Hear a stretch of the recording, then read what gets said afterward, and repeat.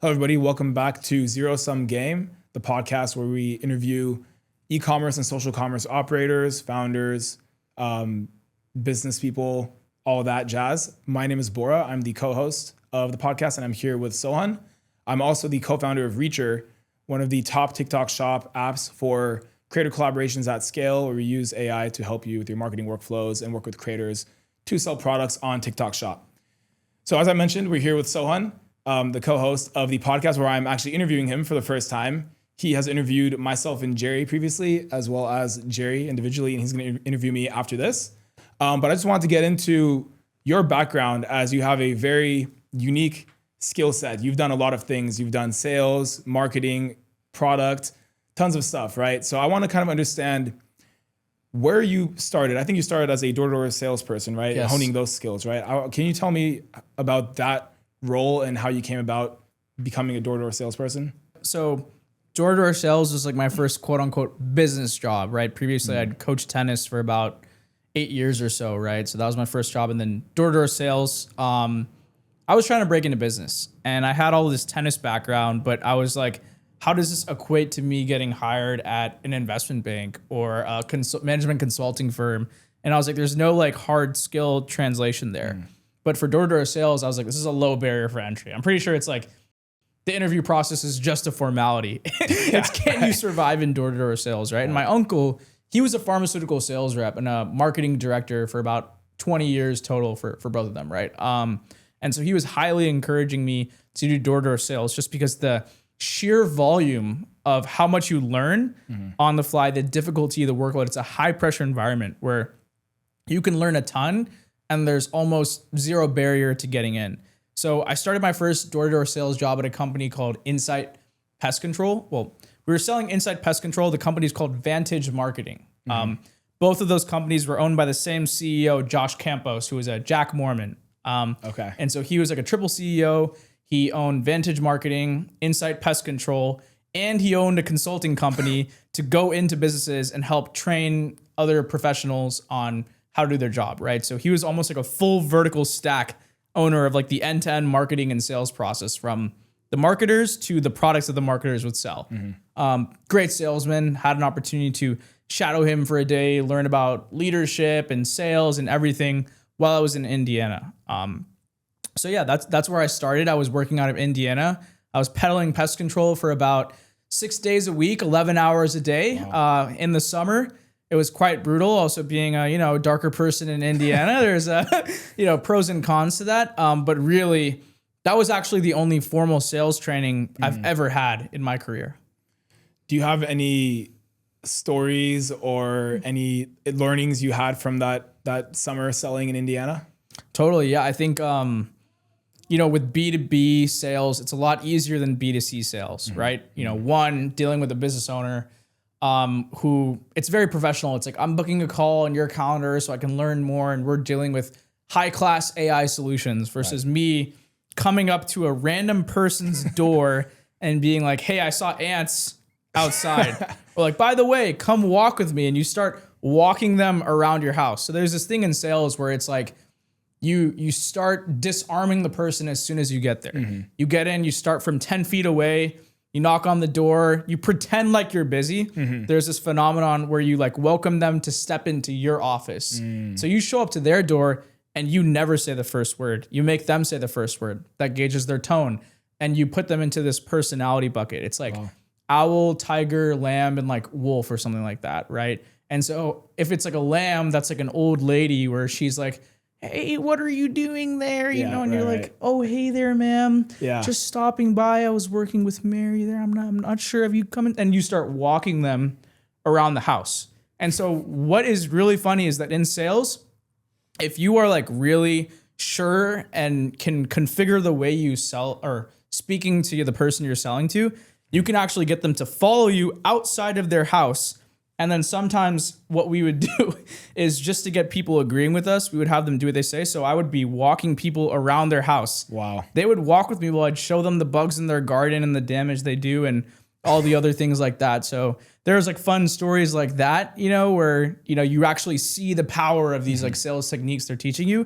And then there are other stories where you're selling someone and then a gun slips through their pocket, slides across the floor, and you have to pick up a revolver and be like, so by the way, I'm not sure you heard there's answer coming. Yeah. And some stories like that. So it really goes either way. So is that like a tiger or an owl situation or a bear? That's a run situation. That's a run. If someone's handing you their gun and they're like, so by the way, cleaning the gun, like, what do you do? It's like, sometimes I would try to pitch them. But also I'm just like, is it worth pitching them? Yeah.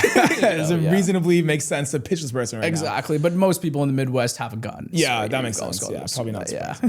I'm curious, did this sales experience, so you didn't have any sales experience before that, right? It was just No, this I was job? a sophomore in college, actually. Were you studying like business or sales or anything? My first 2 years in college, I actually went to college to be a brain surgeon. Wow. And then I went to a school called Brandeis because it had a super high pre-med acceptance rate. And I was like, if I want to be a brain surgeon, I'm going to go here. And I did decently well on my AP Bio test. I got like a 4 out of 5. That's pretty good. And AP Bio is pretty hard. Me too. I took AP Bio. It's hard. Yeah. It's hard, and I was proud of it. And I was like super interested in cancer biology and nanotechnology when I was a kid. And I was like, oh, this is insane. Like, what if we built these little robots that could go and clean up rivers or go in and destroy parasites and people's, like, there was so much, so much coolness to like that technology. And then I got in and I was like, actually, I don't want to be in school for 10 years. I want to go and get stuff done. And then I decided to be a lawyer, go and study philosophy and global studies. And then I was like, I don't like writing 30-page briefs. Like, this isn't fun. I know you can get paid a lot doing that, but I want to do something where I'm being excited. I'm making a lot of money. I'm getting feedback. And, my dad was like, you should try business. And everyone was telling me like, oh, you'd be good at sales. You'd be good at business. Like, go try it. And eventually sophomore year, I took a chance, decided to take a business course and had a professor that invested in me early on. And from there, it was an easy decision to continue there. Got it. So you're essentially on the traditional immigrant parent-child path with the doctor and the lawyer. Totally. And then, yeah. But then your dad said, go do sales. Yeah. Got it. Okay. Yeah. I'm curious, that summer selling pest control and doing the walk around the house and all that, it sounds like you learned a lot. Like, I actually didn't even know about that, putting them into 4 different buckets and the stepping 10 feet away. Do you think all of that in-person sales experience translated into B2B sales, which you started doing later on in your career? Oh yeah, like B2B sales is like so much easier. So when I was in college, before I actually got into the program, they put you through all this training, right? And I don't even think they were paying me for all the training I was doing, right? But they shipped me a 115-page PDF. Wow. Of sales tactics, product info, different frameworks for different personality types, different seasonal problems that people would have. It taught us about ACV and how to sell different ACV length contracts based off of, like, it was an insane playbook. Did you read it all? I read almost all of it. I read like 80 pages of it, and I would practice, and I would get on calls with my manager and I would pitch to him. He'd give me feedback. I'd record myself on a phone practicing. And I feel like that's really all I needed. I think, in door-to-door sales, it's a lot more extreme. You have probably a few seconds before someone's like, I'm going to call the police, I'm going to shoot you, or I'm going to actually listen to like what you want to say. And honing those sales tactics in that environment over and over and over again for dozens of hours, like, was all I really needed to frame a conversation, anchor it in a way where people would listen, and ultimately provide them value to solve their problems. Got it. So after that first sales job, let's go after college, right? Sure. Your first job after college, was it also sales? Like, did you also do sales? So I didn't pursue sales because I also felt the stigma about being branded as a salesperson. And I also was, and this was partly some of the immigrant, upbringing and stuff, but I wanted to have a job that sounded more white collar, sounded nicer. I think one of my friends, he was actually making like hundreds of thousands of dollars selling pest control and solar. And I saw the money, I saw the potential, but I'm like, it didn't give me the intellectual stimulation I needed either. It was really just convincing people to buy stuff, which is like, at the end of the day, it's all about volume and repetition, and there's instinct, right? But it didn't stimulate me the same way as like solving a very complex marketing problem about how to bring a product to market and make millions, or figuring out, hey, our campaigns are losing trajectory 30% month over month, like helped me rebuild and, create a new campaign for meta ads. Those things weren't happening. So I pivoted towards digital marketing and e-commerce in junior year. Started my first job as a media buyer when the pandemic hit. And then from there, I actually went into media buying and operations for my first couple years of digital marketing and out of college. Interesting. So you were doing sales, but because it wasn't kind of feeding that hunger, that intellectual hunger that you had. Yep. Which I understand. Like I did sales too, and it's like kind of you just learn the playbook, and it's the same thing over and over again. Essentially, you decided to go for marketing instead. Yep. So how did you make that jump? Because did you just go like get a marketing job, or like you were doing sales? Like what is the bridge there? I think they're largely the same thing. I think Really? sales is just talking to someone one-on-one. I think marketing is just selling more people at once. But I think wouldn't you have that same gap of intellectual stimulation if it's the same thing? Well, I think there's more complexity when you add in numbers, when you add in different mediums, when you're not talking face to face, right? For example, there's a whole different suite of marketing levers you can pull. There's like meta ads, there's email marketing, there's SMS, there's TikTok shop, there's marketplaces, right? With different buyer behaviors, different tool stacks, different ways to get to the same solution. And I think from there, you're getting into systems thinking, levers, efficiency. Those kinds of things aren't natural in the sales process. In the sales process, it's just, let the prospect talk, the prospect's right, and then ultimately help them feel good to solve their problems. It's a little bit more like nebulous. It's a little bit more abstract. It's not as concrete and data driven in a lot of ways. I see. Okay, that actually makes sense. So then your first marketing role, how did you go about getting it? Like, did you practice? Did you do some things on your own? Or? I actually got nepoed in. Oh, really? I got nepoed in. My dad's family friend, Brent Freeman. He was the person who I interviewed on the 6-hour podcast recently. Oh, wow. Yeah, Okay. so he's a crazy serial entrepreneur. He's had, I think, 20 businesses. A lot failed, a lot succeeded. And he actually exited his first business at 23 years old, I believe, for like 8 figures. Insane. So he's just like absolutely amazing. And he was, convincing me to join in what's called their founder lab. And they had 3 different arms, right? A founder lab was one where you take an idea that someone has and you help the founder find product market fit. And I was like, this sounds interesting, but I want to gain skills that help me find another job after, right? So I joined this growth lab. And that's where you take ideas that have product market fit and scale it up. Doing things like media buying, UGC, promotional strategy, and things like that. So I started my first internship as a junior media buyer, or I guess technically I was a performance media analyst. I'd put together reports and I would sort of work hand in hand to support the media buyers in their day-to-day presentation of what they were doing to help their clients grow. I see. So you decided to take the growth path instead of the, I guess, founding path, it seems like, right? From the Brett Freeman thing? Yeah. I'm curious, like knowing you myself and knowing that you want to start your own company eventually, right? Or do your own thing or something.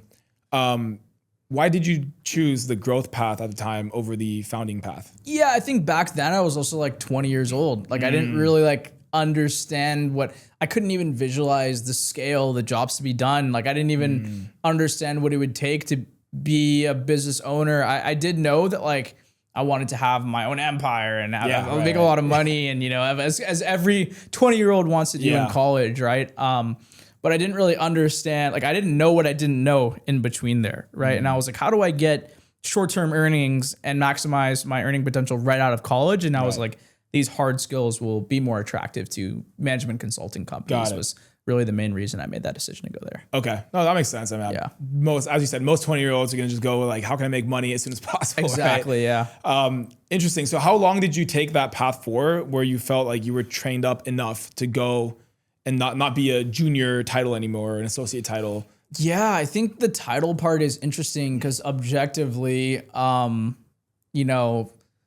title and my years of experience doesn't really add up to what I'm actually doing at Reacher. I think, so I was a junior media buyer and then I just showed a lot of curiosity and initiative. I was reading about meta ads all the time and eventually my boss, who I still keep in contact to, Alex Sandoval, by the way, he let me create a Halloween campaign for a super big client. Yeah. And I created these interests, which is probably like not best practices for meta ads at the time, but I created this like super refined, broad interest group for Halloween where I was like targeting all these kinds of Halloween interests with like a broad meta ad. And then we were doing like a lookalike of like the evergreen campaigns, which basically on Meta, you can create a campaign and do broad, which means you target a lot of people. And then you can create what's called a lookalike audience where Facebook finds a group of people who are similar characteristics or attributes to the audience that is converting or working well, and then target them. And there's certain percentages. So you can go by 1% lookalike, which is very similar, 2%, 3%. And the higher up you go, the farther it is. So I created this lookalike audience with similar interests based off of a Halloween campaign. And that was my first time getting into, I guess, what I called strategic or more tactical marketing, where I actually created and owned something that created an impact. And then they extended my contract through Black Friday, Cyber Monday, because I really wanted to see how marketing did. Yeah. And then after that, I was like, oh my God, like COVID's happening. All the e-commerce stores are like 4Xing in revenue. Everyone's going digital. Like, I'm just going to, go ride this wave. And then I went and I took courses on Coursera for digital marketing. I went and took Google Ads certifications online for free and then took those tests. And then I easy applied to about 500, 600 jobs. And while I was doing those courses, and then I landed at a company called Vendo, where I showed them like, hey, I created this interest group in Meta campaign that had a 400% return on their campaign spend. And then they flagged that. Their HR flagged that, and then I did an interview with them, and then I started there, and then I expanded to Google Ads. So it was really taking an interest and a passion and expanding the scope. And I continuously expanded the scope until I started taking on my own little project. I'm not sure you're familiar with, but in Vendo, I was running a project where I was building a UGC vertical. I don't know if you remember that exactly. I don't think so. Yeah. So my first project, this was my first instance of intrapreneurship after that Meta media buying campaign, right? So I was creating a UGC vertical, and this was before there was 20 different creator marketplaces, right? This was back when there was only 3, right? And so I was familiar with the early creator marketplaces, which were like Billo and Join Brands. Those are the main 2 I was working with, right? And I was like, how do we scope out a package where we can get influencer generated content to then go into our paid search and social department for them to create more revenue. Right. So it was like a supporting department. So our SVP or VP of marketing, Nicholas Martinez at the time, was like, hey guys, UGC is the future. I want this to be done at Vendo for our yearly goal. Like this department needs to happen. And then they were like, there's a college student who's probably scrolls a lot on Instagram and looks at a lot of creators. Let's just hand it to him and see what he can do. And at that time I was experimenting with things and pushing the boundaries on media buying using ChatGPT to help come up with keywords for Google Ads and improve efficiency there. And they were like, okay, let's have him try it out. And I wrote my first SOP when I was 22 for UGC. Oh no, the SOPs. And then from there it was like, they just let me run it. Like Nick, he didn't even know that I was on his team. So I didn't have any manager who would oversee and give me direction on UGC. I was reporting to the director of operations, Theron, at the time, because they were like, oh, he likes systems and SOPs and data, so he can do operation. And so I went, and the media buyers were like, hey, we want to pitch clients UGC, come prepared with a presentation. And I pitched my first clients coming out of college for UGC within Vendo, and I started signing a few. And then within a couple months, I'd helped scale it from about like $0 to like $8,000 or $10,000. And then Darren, their CEO, was like, hey, pivot to the marketing side. Let's actually turn this into your hybrid role here. So that's my first instance of like scope expansion and going out of like the junior title there. Yeah. Wow. So it seems like you got into Vendo after your initial time at, what was the first company? Stealth Venture Labs, right. Where you learned all the like initial marketing, and you said you had this like curiosity, not to go back too far. I was just curious about this one point. You said they noticed that you were like very driven, and they like send you a contract and you're doing all this work. Did you have any upside with that contract role, or like, why were you so like driven and curious to grow? Yeah, I think it was because, I think, you know, the upside for an intern like doesn't really like fully exist at that time, right? It's not like not like now where it's like I'm vested in as like a proper partner in the company where I get company-wide benefits if like I help drive the company to achieve these outcomes. I think at an intern level, you're too small, so I didn't get that upside besides maybe like $20 an hour. You know, so I was like, oh, I get a little more pay. Like that was my upside, you know, getting more pay in college so I could Uber Eats, you know, pizza instead of eating the crappy dorm food. I think seeing the work that I was doing and being able to make an impact on the biggest marketing season in the year and adding that to my resume, I think that was really the biggest upside for me. Is like, if I can create proof on my resume that what I actually did at this internship mattered. Yeah. Okay, got it. And that obviously compounded into at Vendo Commerce, you had that same energy, that same building of proof that you can drive results. And then Darren and Nicholas, they realized like, hey, this college kid is like doing numbers. Let's like, they just threw you into UGC. Yeah, they threw me in. Okay.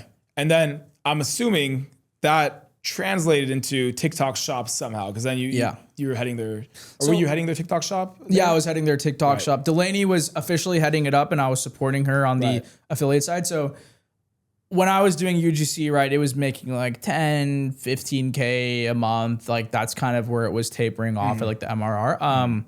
And then Nick was also, you know, big visionary, was like, I also want to have an Amazon influencer marketing department. So he made me do both of those things at the same time.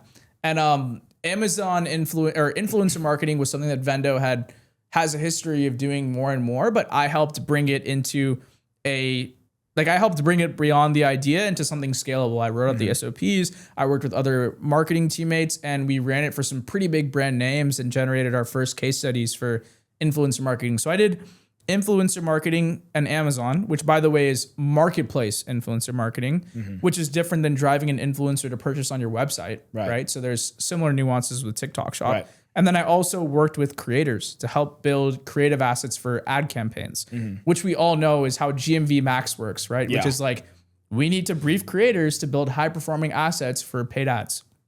So both of those things, they were like, well, there's only one person in the company who actually works with creators and does this. And Nick was the SVP of marketing for Vendo and he was doing it like he just couldn't do it all. Like he can't be an account manager. Delaney was the head of accounts for all of Amazon, which is Vendo's primary bread and butter. So they were like, okay, Sohan, you're going to do UGC, influencer marketing, and TikTok shop all at the same time. So I had like 40 clients in my book of business or something like that. And I was doing all these projects at once and I failed a lot in the early days, but helped, start up their TikTok shop from there. Wow. I mean, what was your like response to getting all of this stuff thrown at you? Like, were you given more upside then, or you know, was it just like, hey, son, just do it? And what was your reaction to that? Yeah, I would say Darren was very, very generous with the compensation he gave me. I think he takes care of top talent at Vendo, and he gave me pretty substantial raises. And so I did get compensated in that amount. I think the biggest thing I was told was compensated with learning.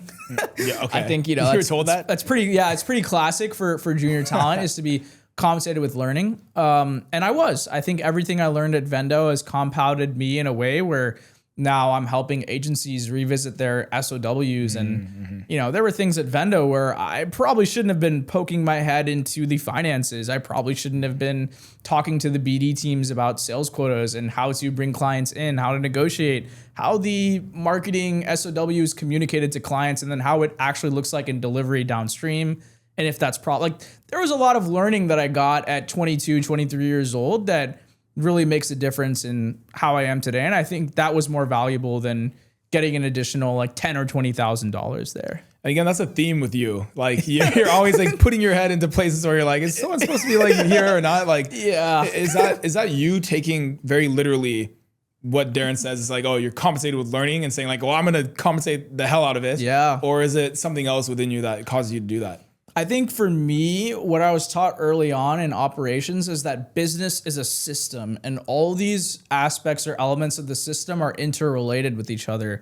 How sales is setting expectations with clients and the rates we're charging them are going to impact how open they are to additional add-ons from account managers or budgeting decisions that lead to their profitability and revenue downstream, right? So if you're coming in as an account manager and you don't know how things are being sold, you don't understand the client temperament, you don't understand what they can be bought into or not, and then you don't understand how to actually deliver your recommendations in the right way. And then if you don't understand the financial impact of pitching these additional things or hiring other people, you can't communicate this information to upper management and stakeholders, where they have to make a business decision that has costs and trade-offs between other business decisions. So for me, fundamentally from day one, it didn't make sense to just be siloed into one role if I wanted to make a real impact in what I was doing.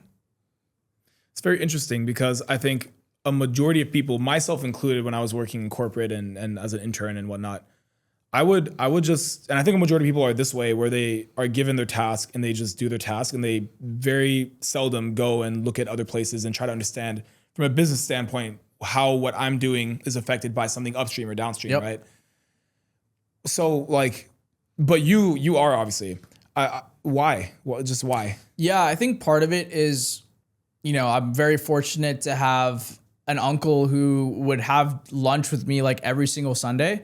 What he did when I was about, I think 11 years old, is he would treat me like an adult, and we would discuss and argue like a lot about various different concepts, and we'd have a lot of intellectual debates. And like, he's like a 45-year-old with like a master's degree, 20 years of marketing director experience, genetics background, business epic. Like, he objectively is smarter than me, right? But he would treat me like an equal, and he would make me logically break out all my points. And, from 11 to like all the way to where I am now, a lot. we still, I know. And that's why he honed my ability for articulation, critical thinking, systems thinking. And I would call him up and I'd be like, hey, like, why is this, like, I'm so frustrated with Vendo, like they're making me do this. And he's like, no, like, you did this wrong, and you should have communicated like this to Delaney instead of like that. And you need to realize that this is why, as business owners, they're telling you to do this. And so every time I would run into a point of friction or a problem, I'd call him up and I'd be like, why is it done this way? Why that? Why this? And, from an early days, like, he helped, uncover a lot of like ignorance that I had around how business operates. I think Alex Hormozy says like the Dunning-Kruger effect, right? Yeah, right. Where it's like, when someone's really, really young, the most annoying thing is like, they just keep questioning you, and they think they know so much, right? Yeah. And so for me, I experienced the Dunning-Kruger effect so much when I was earlier, but I had my uncle and I had other mentors from my dad's friends network who would just kind of take me on, and they'd be like, hey, like, let me tell you why things are done this way. And I would listen, and I would take huge action on the advice they gave, and that would only make them want to mentor me more. I see. Do you think that this method of, I guess, working and existing in the business world is good for the company, whatever company you're with? And do you think that more people should be this way? Or do you think the status quo of the general population is required for, companies to exist and succeed? I think it depends on the role you're hiring for. I think it also depends on how the person is wired. I think I've always been someone who's very obsessive and very curious. So when I get curious about something, I get obsessively curious about it. And I will just keep, like, I'll do like the 5 whys. I'm like, why? Okay, why? Okay, why? Okay, why? Like, I want to understand how everything works around me and why it is the way it is. So I understand the rules and guardrails in which I can play around and make the outcome I want. I think a lot of people don't care about that. I don't think like it makes sense for everyone to do that. I think if you had 6 Sohans in the company telling you, hey, like this, that, I think you'd probably go insane. And even Jerry would probably just be like, I want to make half the Sohans leave. So I don't think everyone should be like that. I think, it's definitely something that, like, your personality type is one that I don't come across often. And I don't think many people know how to handle properly. I'm curious, like, how do you see yourself working with people in practice at like companies, and how do you think like people can work with a personality type like yourself, who's just constantly questioning and like trying to understand what's going on? I think it's like very tough. Like, I will say like what Nick did a really good job with, because I think he was like the first manager for my first job who really like, took to heart, and he gave me looking back, he gave me an insane amount of autonomy for a 22-year-old coming in. Like, he gave me Vendo's biggest client that they were bringing on and was like, hey, you've made a couple thousand with UGC. Right. Go and script out and schedule out 300 videos across their 3 brands for highly sensitive, highly regulated category, and deal with their lawyers, deal with their head of brands, deal with their VPs on email threads, and bargain back and forth for usage rights, for multiple revisions with creators. And this was early days in Vendo, and he was pretty much like, he of course, like, he didn't just like throw me to the wolves, but he gave me an insane amount of autonomy to, do my work. And, from there, like, I took that with a lot of respect. I think every weekend I was like, okay, like, how do I read a book on strategic project management over the weekend. And then I'd be like, hey, ChatGPT, I'm writing a UGC project with 30 videos this month for this brand. And it's scripted like this, like, apply the principles from this chapter. I take the PDF and I'd put it in there and then I apply it to my marketing use case. And then I would just keep learning like that, like every single weekend. And I love when people give me a ton of autonomy and an ability to take action. I think, unfortunately, like, it's very hard, and I understand why, where most people don't trust someone who's coming out of college or who's newer in their career to have such a sizable business impact and autonomy in the work that they're doing. It's tough. Like, you have to trust that person, and the fate of a really big project, lands in their hand, and there's not much evidence or leading indicators besides behavior, values, traits, to trust them with that project. Yeah, I mean, I would say there's not many people like yourself that I've come across, right? That take that autonomy and do more work with autonomy. Yeah. Usually when you give someone autonomy, and I guess I want to ask you like what autonomy means to you, but from like my definition of autonomy, which is like someone's not micromanaging you and you kind of do whatever you want, right? Yeah. When I've seen people have autonomy in the workplace, the majority of the time they're not doing more work. They're not like,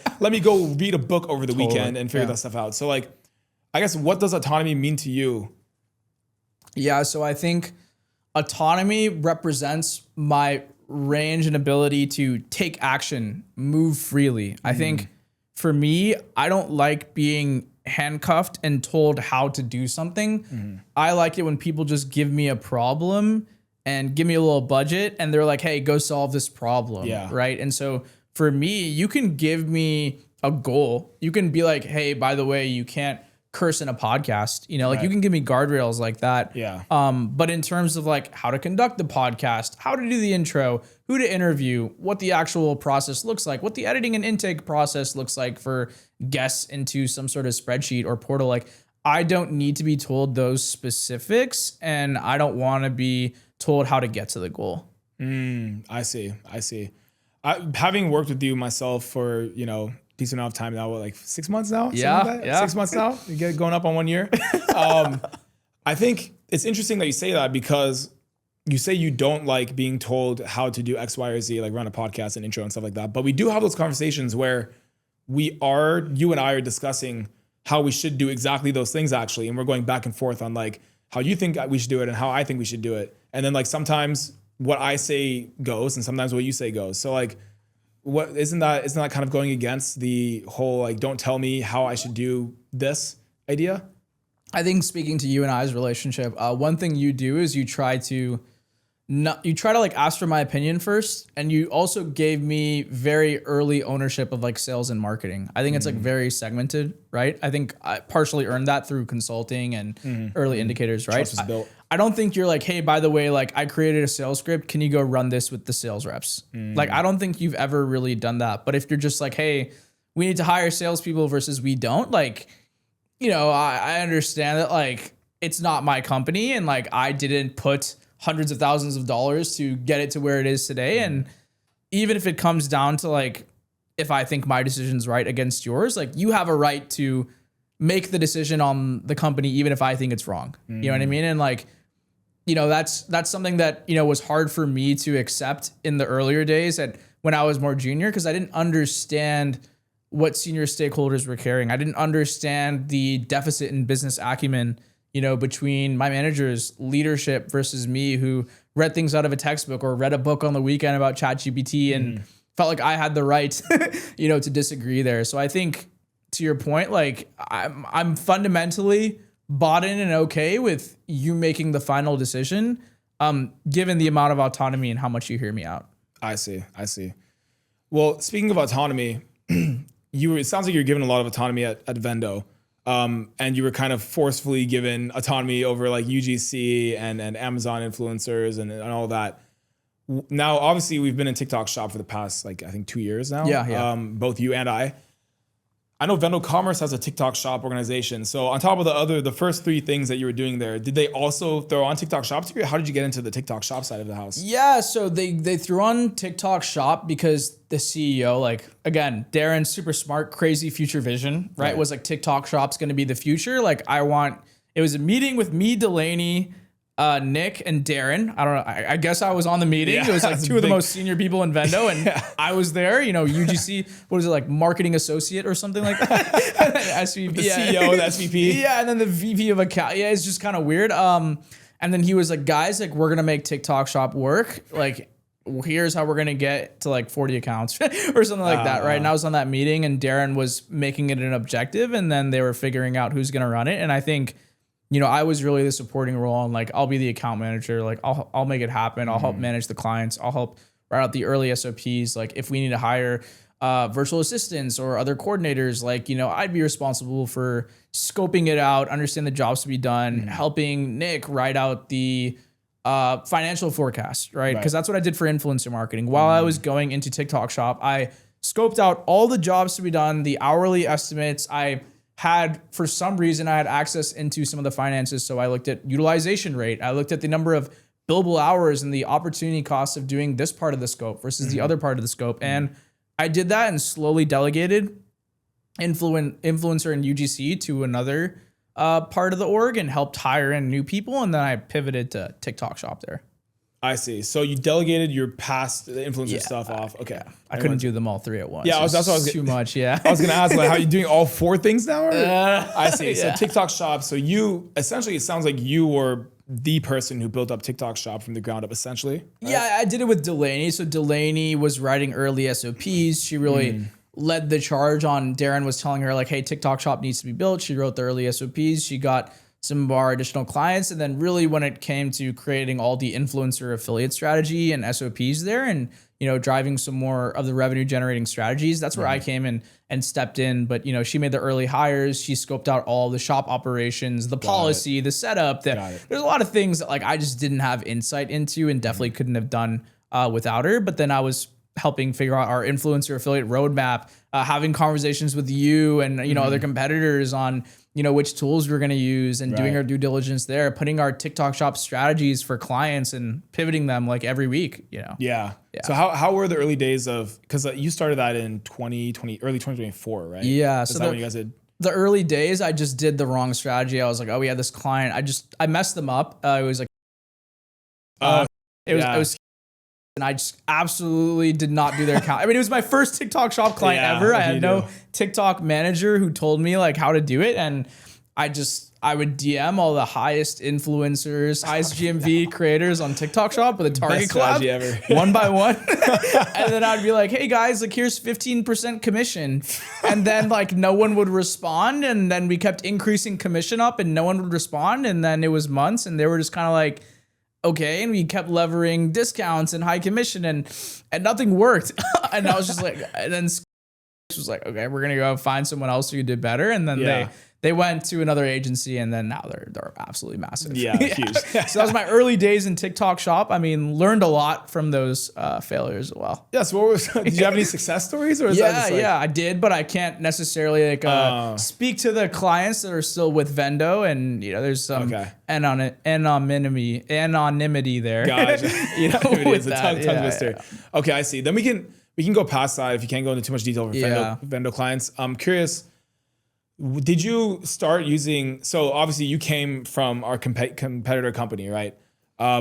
We will call them Pear, the Pear company. Yeah, right? I came from a Pear company. Came from Pear. Did you use this company at Vendo before deciding to go work for them? Yeah, so we were actually their customer. And so I took them out for dinner.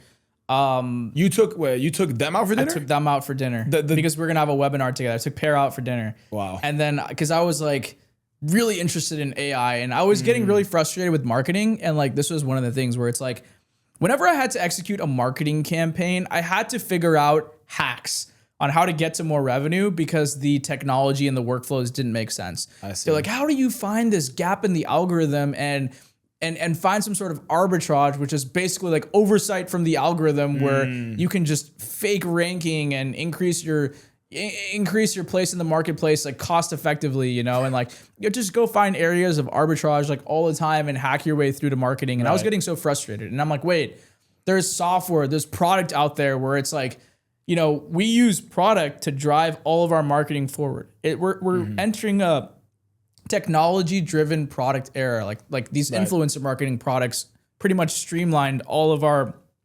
influencer marketing programs. The Aspires, the Upfluence, Tribe IQ, you know, Creator IQ, Tribe Dynamics, and like all these guys, they were like we used them as the baseline for our marketing program. And I'm like, they're effectively enabling all of our influencer marketing. Yeah. And if I didn't use them, I'd have to like hack my way through and find influencers. And I'm like, I find that to be very like depressing. And so I wanted to talk to Pear and I wanted to talk to their founders. And I was like, how do you guys do product management? How do you do discovery? Like, how are you figuring out these solutions and building them for these marketers, especially not being the marketers yourself, right? And figuring out that there are these blocks. So I took them out for dinner. We were gonna have a webinar before, and they were at a stage where they were hitting their like 6-figure ARR, you know, and they were like, how are we going to get someone to sell the product? Because they're both like technical backgrounds. Yeah, like they weren't that great at sales. I went and I audited the CEO's demo call, you know, and I just was like, here, you know, just ripped him apart. And he's like, okay, you're like, we'll make you an offer. Really? So you took the feedback well. He took the feedback and was like, okay, do you have official sales background? And I'm like, I've sold some stuff at Vendo too. You know? That's a pest control. Yeah. I did sell Vendo contracts. Okay. I did jump on. Yeah. So I've sold some high ACV things, and you know, I sold like pretty sizable contracts there as well. So I didn't stop, and I sold B2B and audited sales call. And from there, it was like selling TikTok Shop. You know, no one really knew much about TikTok Shop, so I could also sell from a consultative side. So that's how I got in there. Yeah. Got it. So you started utilizing the software for Vendo clients, and then it sounds like you were doing the work at Vendo, but you were just like, hey, if we're using these kinds of tools to do a majority of the work, and I'm just like doing the arbitrage, like boring stuff over and over, why don't I just go work and help grow these tools that essentially seem like they can do a majority of the work that I am doing as a human. Yeah, like why can't I impact 1,000 clients to grow revenue on TikTok Shop instead of manage a book of 15 at Vendo through arbitrage and like using a tool? Yeah. So then that seems like a shift from like marketing. I guess you're gonna do sales for Pear, but it seems like a shift from like going into the marketing side of things and like the marketing background back to sales. What was your plan? Like, was your plan just to like grow the company like through selling, or like what was your like end goal of joining this Pear company? Yeah, so the reason I wanted to join Pear was like breaking into product. I think it's very untraditional that a marketer gets a chance to come in and evangelize a product company in its early stages. Like now that I'm hiring early talent, I'm like, wait, would I make this hire? Yeah. You know what I mean? And I came in as their director of growth, right? At 23 years old, you know, I was like, oh, I got a great title. I am huge scope, right? And I came in and I just like doubled their ARR like over several months. And then ultimately like 10x their revenue in 10 months. Wow. Just through taking sales calls and creating educational content on TikTok Shop. And that wasn't my plan. Yeah. My plan was like, how do I even learn software? Like I was running into so many errors. And you know, one of the founders there, he was like the CTO, and he coached me a lot. Like he would just send me YouTube videos on product management. He would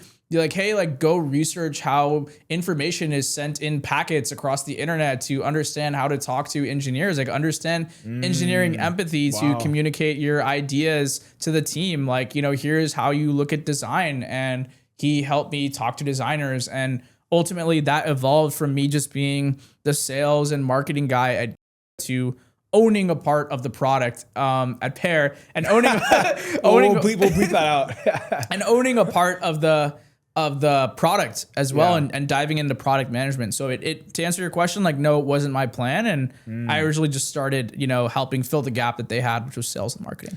So this follows a theme of Sohun, of like just being hungry and wanting to do more and more and more, right? You went from sales, then you went to marketing, and then now you're going into product, or you went into product, right?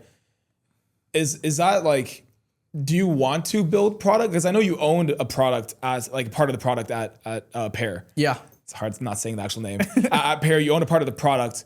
Like, do you enjoy product? Do you enjoy marketing? Like, where do you see yourself going towards in that respect? Because like you said earlier, you don't actually like doing sales on a day-to-day basis, like actually selling over and over and over again, right? Although you did grow Pear by 2x or 10x through sales. Yeah. Like, So I just like business. I just love knowledge. I just love learning. I love business as a whole. I think every component is important. And, at first I didn't realize there were opportunities to do multiple things at once. I started at Vendo and they let me do all these things. And then I went into Pear and I can do all these things at once and hire people and manage them to do that while doing this and that at the same time. And I was like, whoa, like it was a positive feedback loop where I was like super satiated. I was developing different product ideas for the roadmap. And then I was reviewing designs and then I would go and sell those to I would go and sell those to high tier customers and then train salespeople on my recordings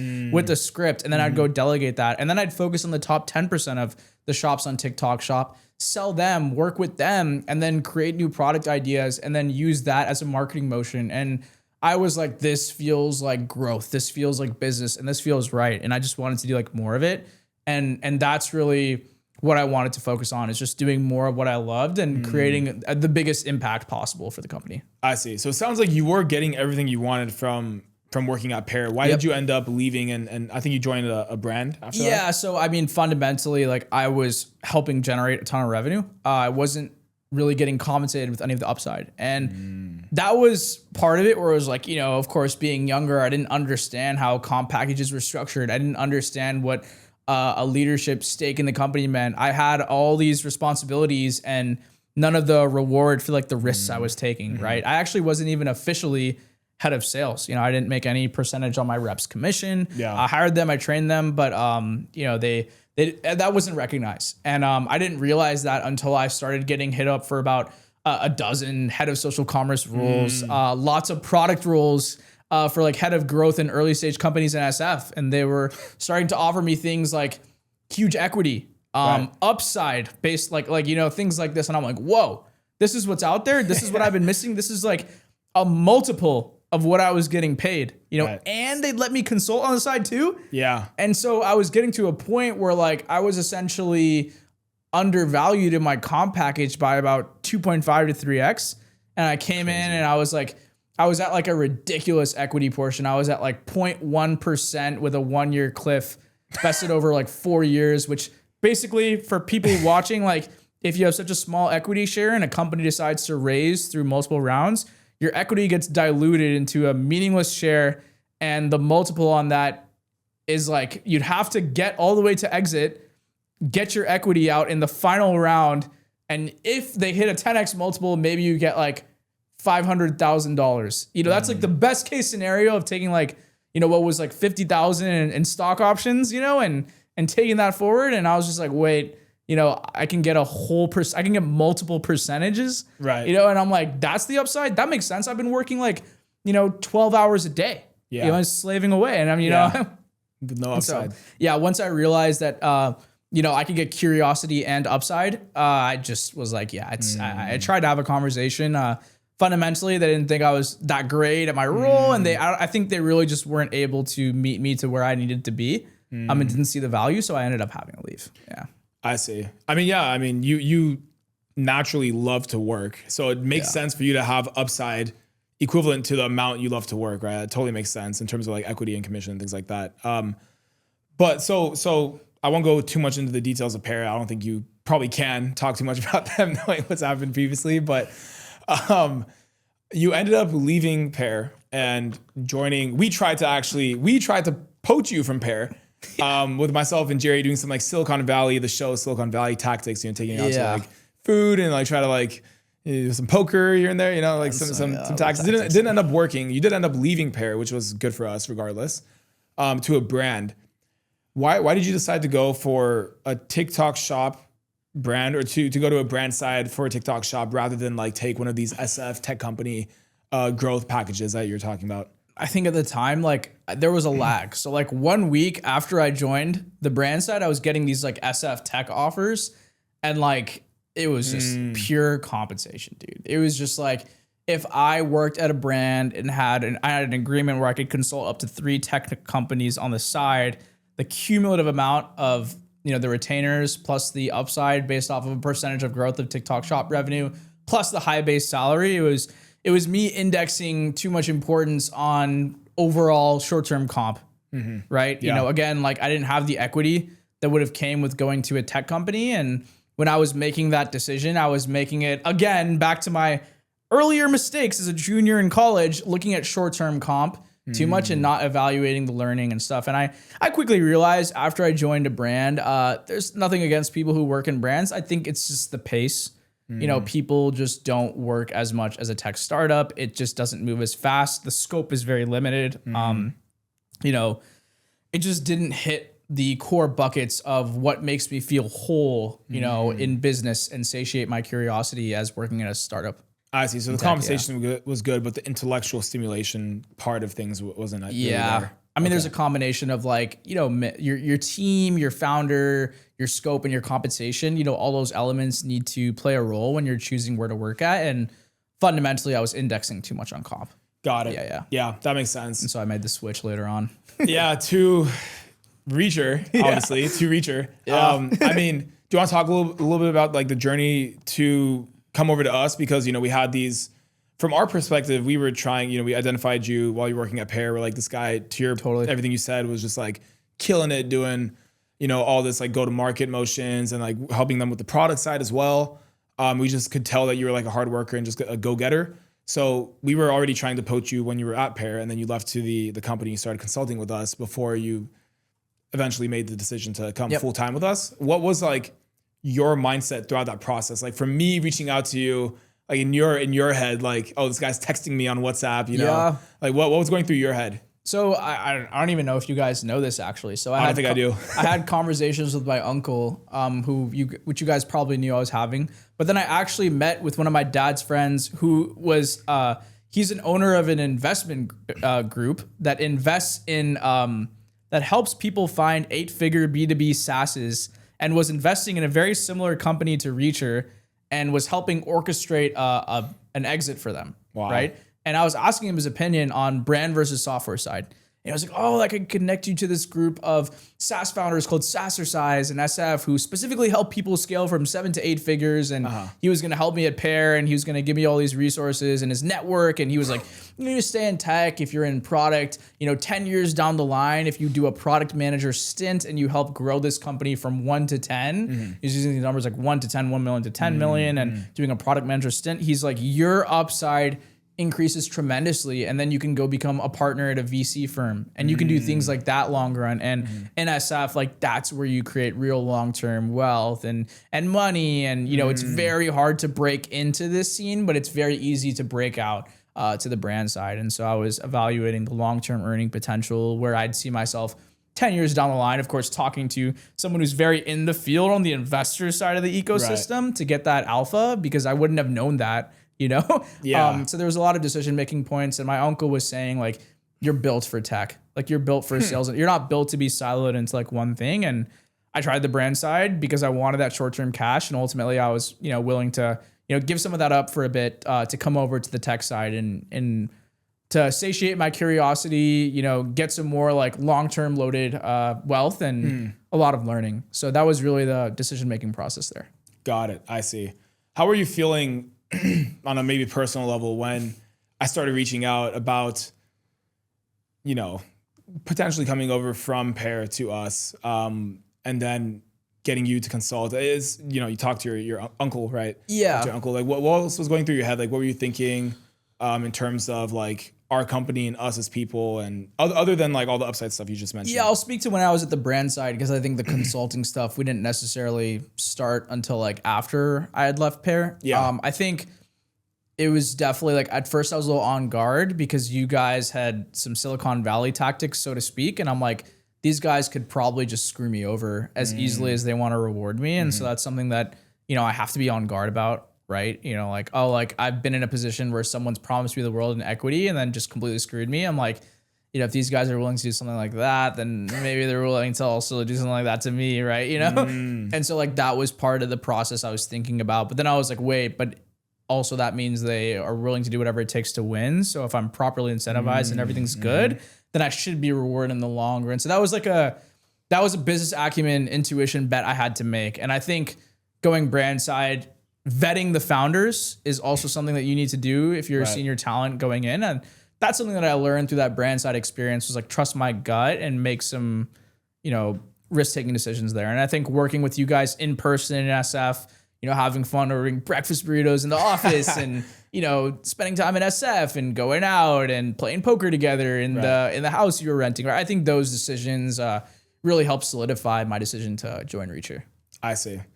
Well, why don't you talk a little bit about like how it's been since you joined, how you've been feeling, what you've been doing and working on. Like, you know, we gave you the head of go-to-market title. So you've kind of been doing essentially everything as you've always been doing, you know? Yeah. Like interested in everything. So why don't you talk a little bit about that journey, how you've been feeling? Yeah, so I remember during the negotiation process, you know, we were negotiating all kinds of things like titles and scopes. I think single trigger, double trigger, like equity vesting. Yeah, and we both had advisors who both knew like a lot more than us about equity clauses, and so we're both like Cold War through our advisors negotiating like equity clauses and everything like that. And I think also titles and scope. I think, you know, originally like you guys were thinking, oh, you're going to be specialists, and I was like, oh, like I'm actually probably going to be a generalist, you know, VP between like both you and Jerry for between a layer of the company, right? And I was like, I'm going to be here, and you guys need this, you guys don't need that, right? And I think you guys were like, you know, and then eventually you're like, okay, like actually maybe he's right, you know? So I think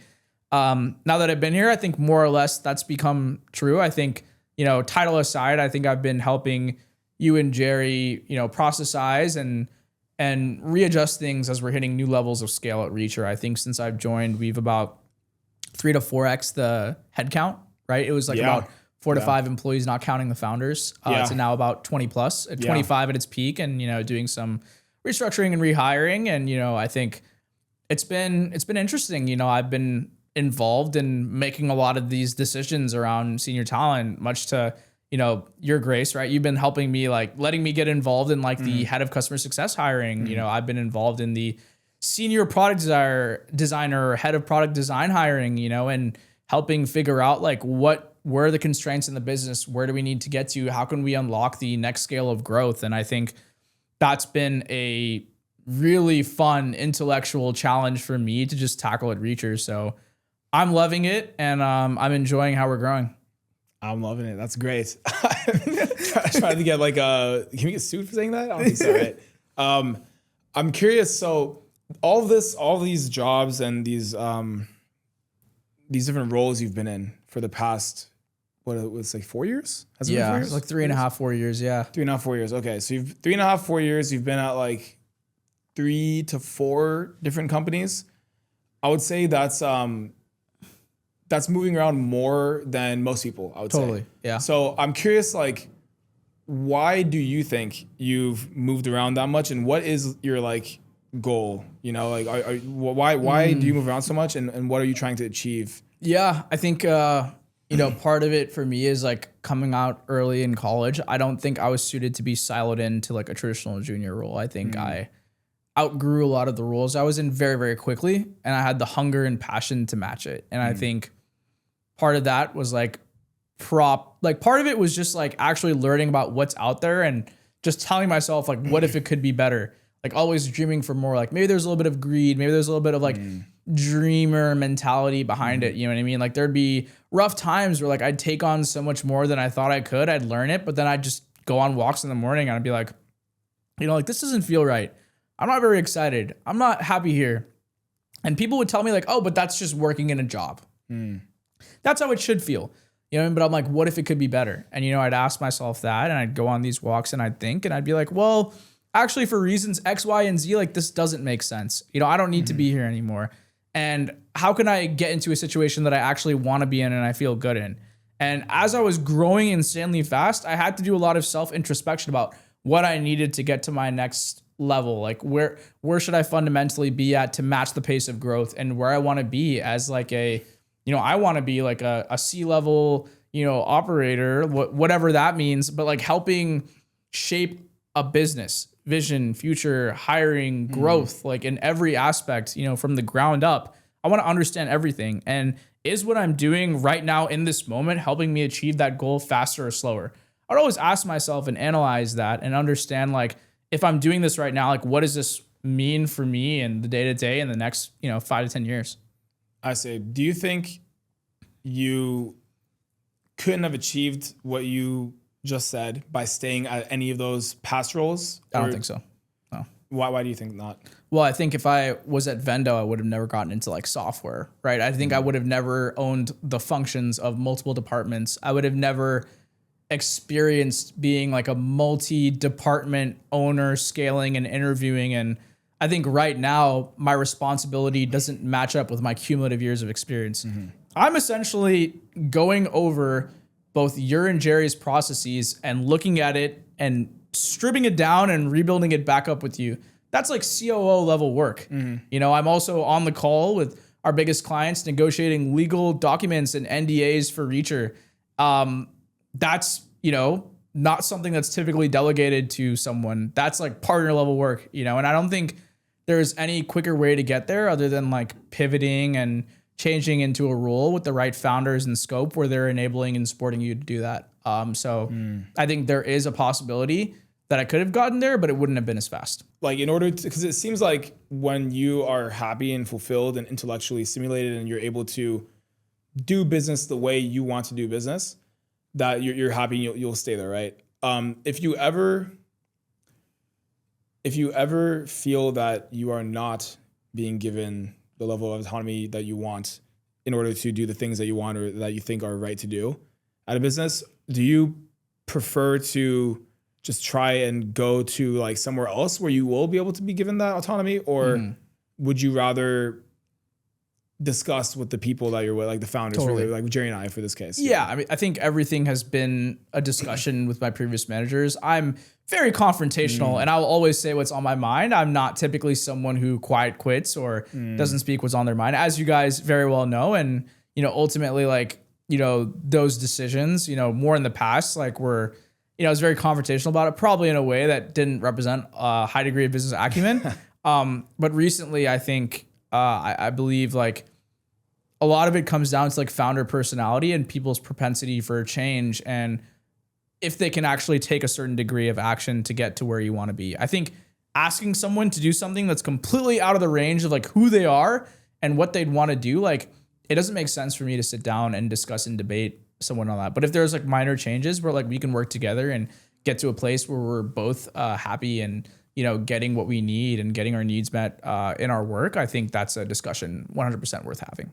What advice would you have? What would you recommend for people that are like yourself? I haven't met many people like yourself in terms of like the drive that you have and just that like insane interest in business and wanting to do everything as like basically what a founder wants to do, right? Yeah. Essentially. What do you recommend, or what kind of advice do you have for people that are like yourself, that are not founders, but working very closely with founders as if they are a founder, in order to kind of move themselves along and provide value and also stay happy at the same time and maintain those relationships with founders? There's a lot to unpack. So speaking to where I'm currently at in my career, acting as that level between you and Jerry, how to keep going at that rate and what to do at that stage? Or are you talking about before, when you're just starting to get into a startup and given high autonomy? It's a good question. I would say let's do both, because I think you came to this level, because I don't think you had this level at Pair before, right? It's kind of like the first time, right? I don't even think I had this level at Reacher 3 months ago. Okay. Yeah. So like how did you get into this position, in your own words, I guess, or how do you think you got into this position? Yeah. And then how do you think you're maintaining it, like maintaining the relationship within yourself and with us as well? Yeah. So I think the first thing you have to do, and I'll speak to like the early like startup, getting more responsibility and getting what you want. I think the first thing I do, and I've spoken to students at UC Berkeley, I've spoken to a lot of college kids about this, is you have to swallow the frog. You have to do the job that your manager absolutely hates doing. And you have to do that without complaining at all and asking any questions or like anything. If you can just get a seat at the table by doing the task no one wants to do, again, there's a low barrier of entry because no one wants to do it. They will hand it off to you and give you autonomy to do it. You know what I mean? If you can swallow the frog and do that task really well and showcase results, that becomes your proof. And you earn the respect for your opinion. You earn a seat at the table. And then you come to the table and be like, hey, by the way, I want to replicate what I've done here for something kind of related or something similar, or I have this passion and interest. Can I replicate what's worked here and do that there? And then it becomes a compounding effect of you taking on responsibility, showcasing your results, and then getting to that next level. And if you keep showcasing results, have a high propensity for action, and do the things no one wants to do, you'll eventually accumulate a really big scope and track record of results where people are like, hey, I can't really argue and say Sohun isn't the right person for the job or Sohun isn't qualified to make this decision despite him not having 12 years of sales experience, right? Yeah. Even at Vendo, what I did was I accumulated several case studies.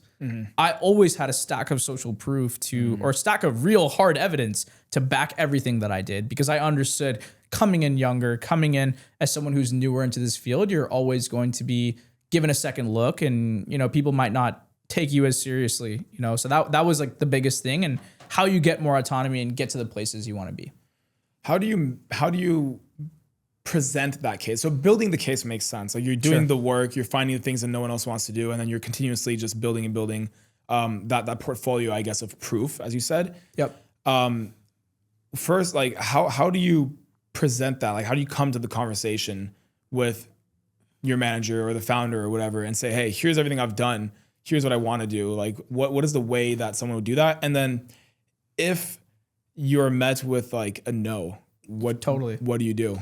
Yeah, so I think part of it needs to happen, and the really good managers are always thinking about your growth before you even started the company. And I think when I interview somewhere now, or I guess in the past, I'd always be like, well, what does growth in this role look like? What is my trajectory? Like if I do X, Y, and Z right, where does that leave me? Like how much money am I making? What's my title? Like what's my scope? Like, for example, on the brand side, if I crush TikTok shop, am I going to expand as a head of social commerce instead of head of TikTok shop to then take on live shopping, to then take on other marketplaces? Can I get a percentage of those? Like what does success look like down the line? And like, are we aligned on a plan to get there? And like, if we can align on that beforehand, that makes the rules of how to succeed and the case to build very easily. If that doesn't exist and your manager isn't as proactive about that, I think it's very important to come with a lot of data and come with a lot of reasoning on like why they need that. And fundamentally, if you're proving your value and they're not recognizing that over and over again,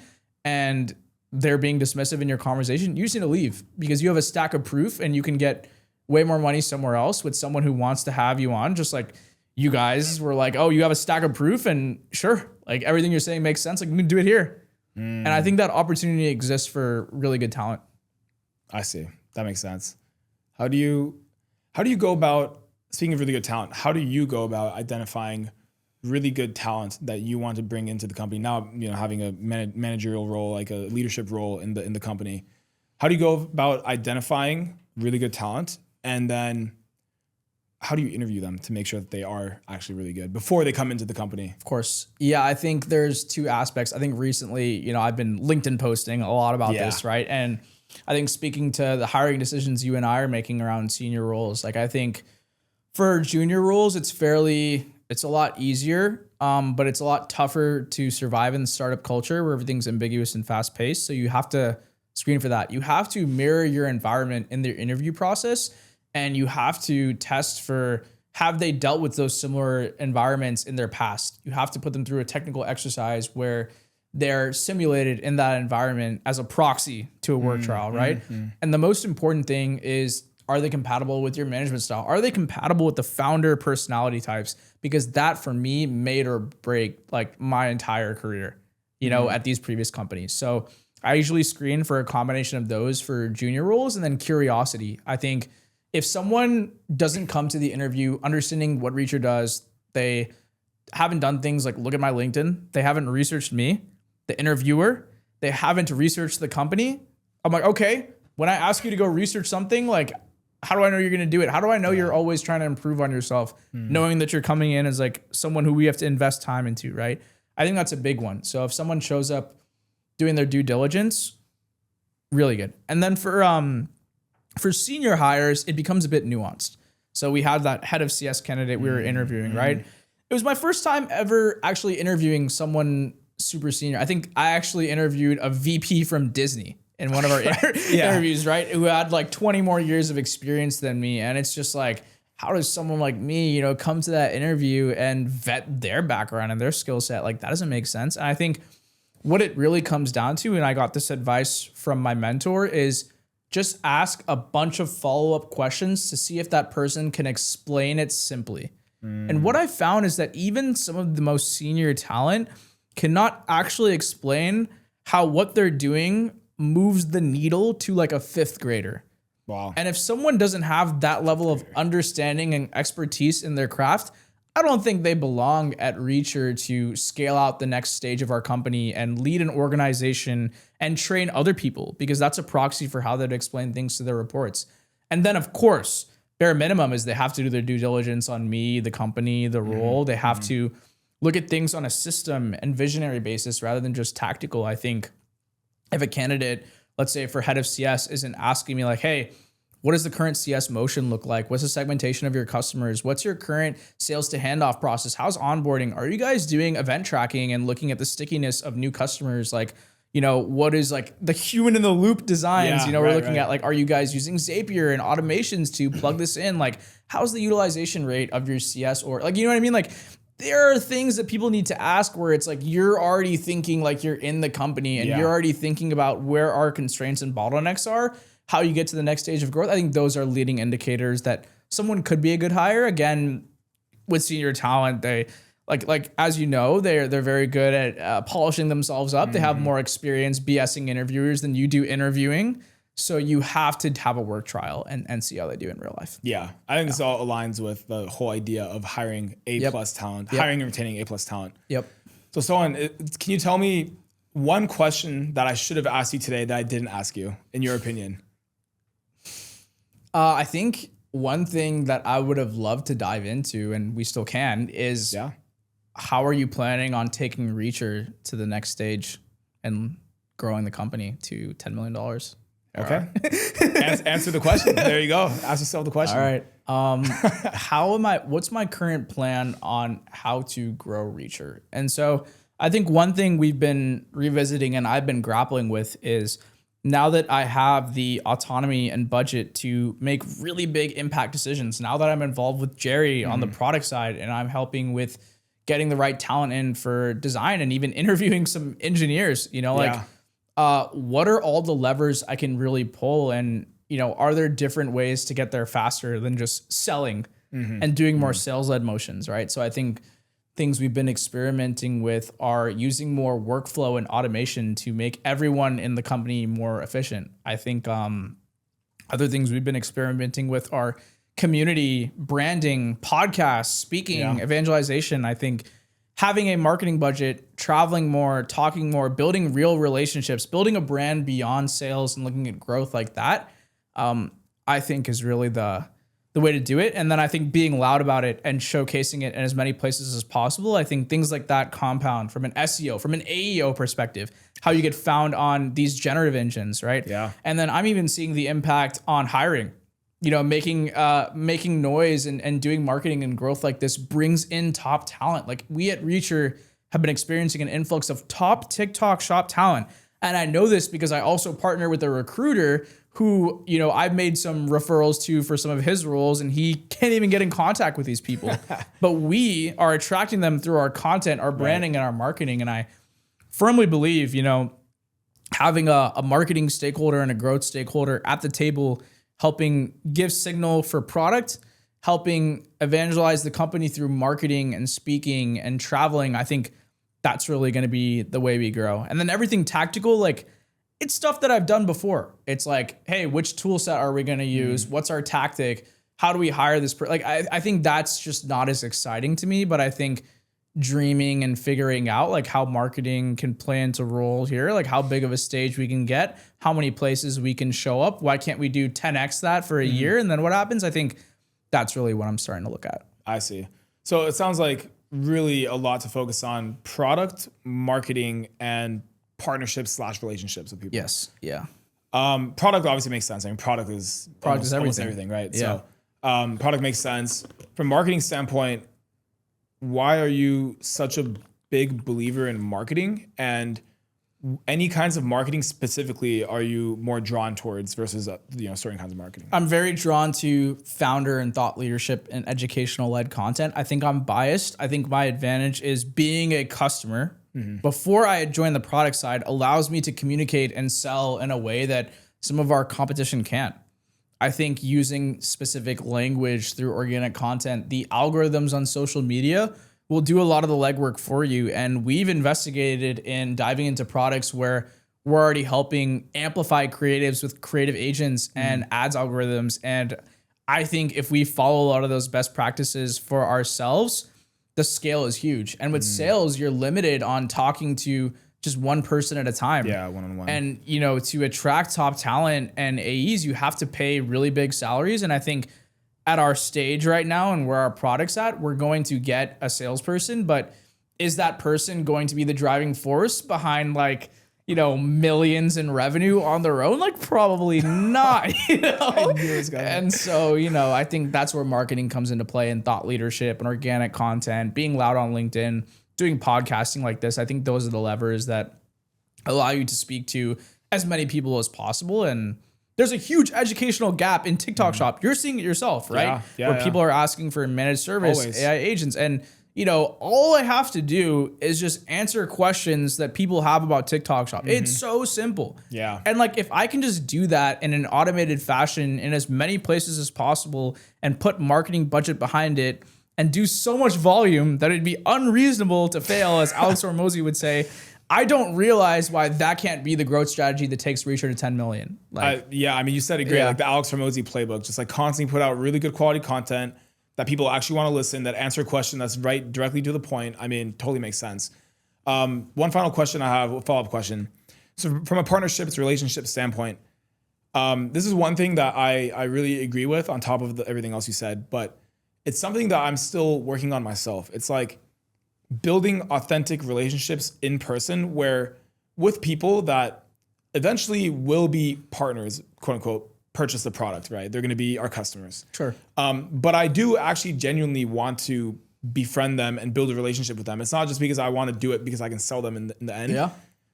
There's some days I'm better at that. And some days I'm like, okay, this is I can tell it feels fake. And the energy given is fake. And it's just not converting. From a relationship building standpoint, curious if you have any insights for anybody listening on how to build authentic relationships with people beyond just a monetary exchange or you buy, we give kind of a exchange. You have to like the people you want to do a partnership with. There's no other way to say it. I mean, two of the biggest partners that I brought in, Julia from Me and then Jonathan from Advertise Purple, we actually text on a personal note multiple times a week. And Julia and I will call for 3 to 4 hours whenever we catch up, and we get very we talk about each other's businesses. We talk about what we're doing, and same with Jonathan and I. And there's a real interest where I have a lot to learn from them, and they want to learn some stuff from me. Jonathan probably doesn't have as much to learn about business and leadership, but I help him on the TikTok shop side, right? And I'm very interested in the advice, the perspective, the kinship that we have, right? And I think if you have a network of partners where it's even Catalina, who is ex-Mary Roots, even Christy from Cakes Body, I all met up with these people and talked to them because I was very interested in the perspectives, the opinions, the energies when we had conversations. And there wasn't a point in time where I was like, oh, I don't feel like responding to this person's text, or, I'm not having a good time leaving this call when I'm talking to them. And I think those sorts of things are a baseline where you're getting value and you actually like talking to the people you want to create partnerships with. Otherwise it doesn't work. Yeah. I'm not going to go in and and there were even clients at Pair where I'm just I don't need to form partnerships with them because I don't believe in what they stand for, even though they generate a lot of revenue. And I have my group and I use that for product feedback. They're my connections, they're my allies in my corner, and vice versa. I'm supporting them, no questions asked. They call me up at 12 a.m. being like, I need help with this. Like I'm picking up and I'm helping them. And I think that's the kind of relationship that I would want with my partners. Relationships and partners with people that you actually get along with and enjoy Like spending time with. Like, do you like spending time with your partners? That's really it. That's how you form good partnerships. I think that's a great place to close it out.